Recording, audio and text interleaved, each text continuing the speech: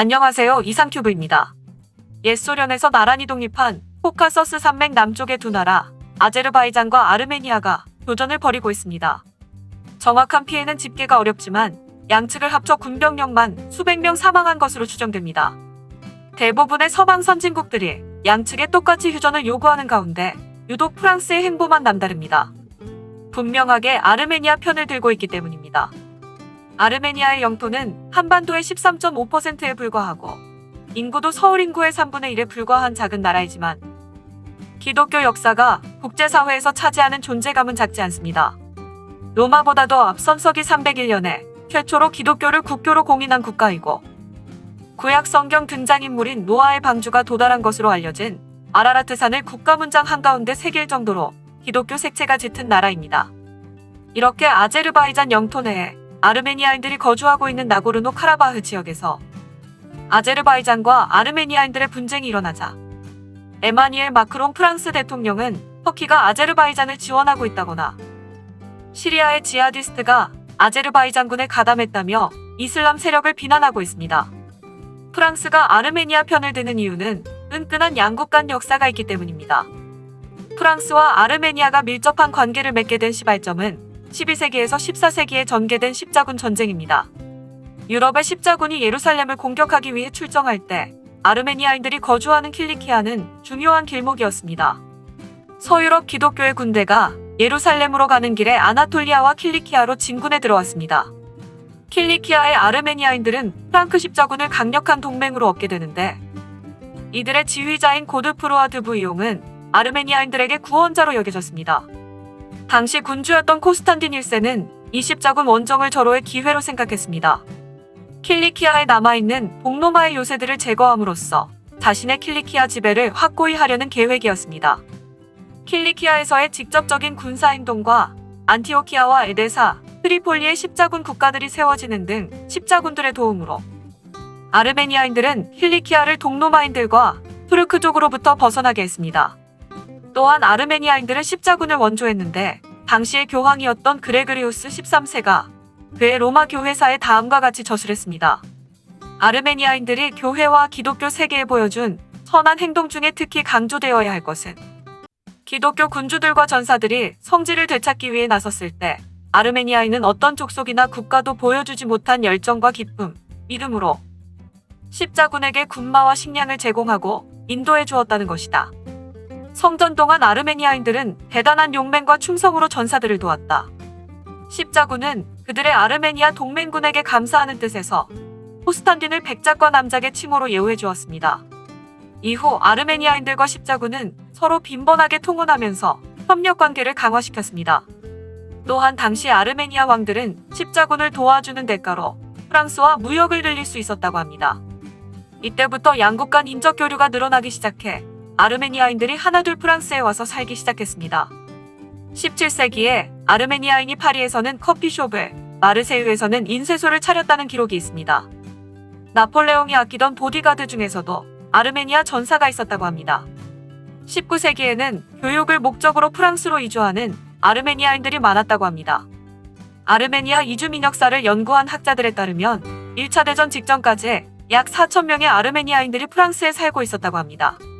본격적으로 프랑스에 아르메니아인들이 넘어온 건 1차 대전 도중이었습니다. 당시 오스만 투르크에 의해 150만 명의 아르메니아인들이 집단 학살을 당했고 비극을 피해 수만 명이 한꺼번에 프랑스로 이주했습니다.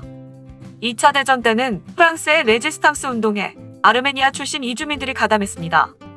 함께 피를 흘리며 봉지로서 유대감이 굳어지면서 아르메니아인들이 프랑스 사회에서 뿌리내릴 수 있었습니다. 이런 연대감은 프랑스에서 오스만 투르크에 의한 아르메니아인 대학살의 부정을 금지하는 아르메니아 대학살 부정금지법을 제정하기에 이르렀습니다. 이 법으로 프랑스는 그동안 우호 관계를 유지하던 터키와 등을 돌려 유럽의 견원지간으로 된 계기가 되었습니다. 2012년에 이 법이 제정되자 터키는 발끈하고 나섰습니다. 아르메니아 대학살 부정금지법이 1차 통과한 2011년 12월 22일에 터키는 프랑스 주재 터키 대사관 관계자를 즉각 터키로 불러들여 새 법안 통과에 대한 대책을 논의했습니다. 또한 양국 간 군사정치 협력을 전면 중단하겠다고 발표했습니다. 많은 터키인들은 대선을 앞둔 니콜라 사르코지 프랑스 대통령의 프랑스에 거주하는 아르메니아 출신 유권자 수십만 명의 표심을 얻으려고 이 법안을 통과시켰다고 생각했습니다.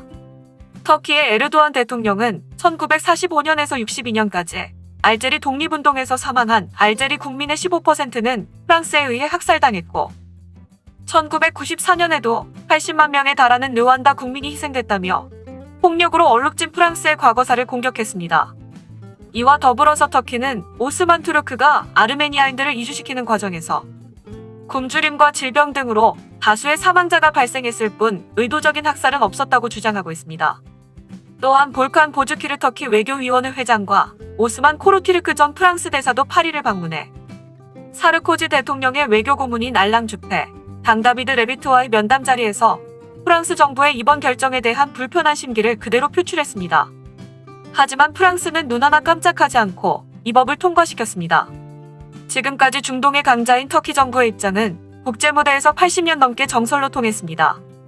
하지만 프랑스 정부가 아르메니아인들의 손을 들어주면서 분위기가 바뀌었습니다. 20여 개 국가가 프랑스의 뒤를 이어 아르메니아 학살을 사실로 인정했습니다. 이런 프랑스의 입장은 정권이 바뀐 뒤에도 계속되고 있습니다.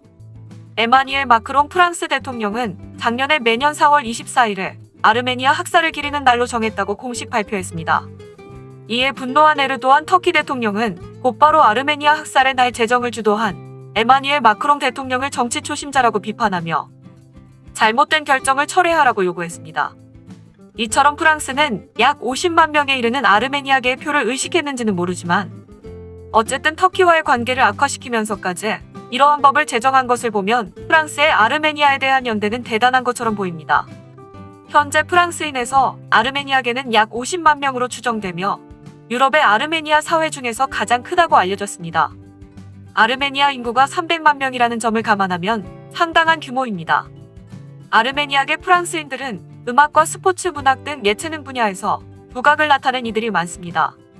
샹송의 전설로 불리는 가수 샤를 아즈나부르가 아르메니아계 프랑스인으로 알려져 있으며 1993년에서 1995년까지 총리를 지내고 같은 해 대선에 출마했던 정치인 에두아르 발라디로와 1998년 프랑스 월드컵 우승 멤버였던 유리 조르카예프도 아르메니아계 프랑스인들로 알려져 있습니다. 이렇듯 중세시대 십자군 원정에서 시작된 프랑스와 아르메니아와의 인연은 지금까지 계속되고 있으며 어떻게 보면 터키의 세력이 조금 약화되었을 뿐 서방 세계의 페르시아 세계에 대한 십자군 원정은 지속되고 있는 것처럼 보입니다. 이상 마치겠습니다. 시청해주셔서 고맙습니다. 이상큐브였습니다.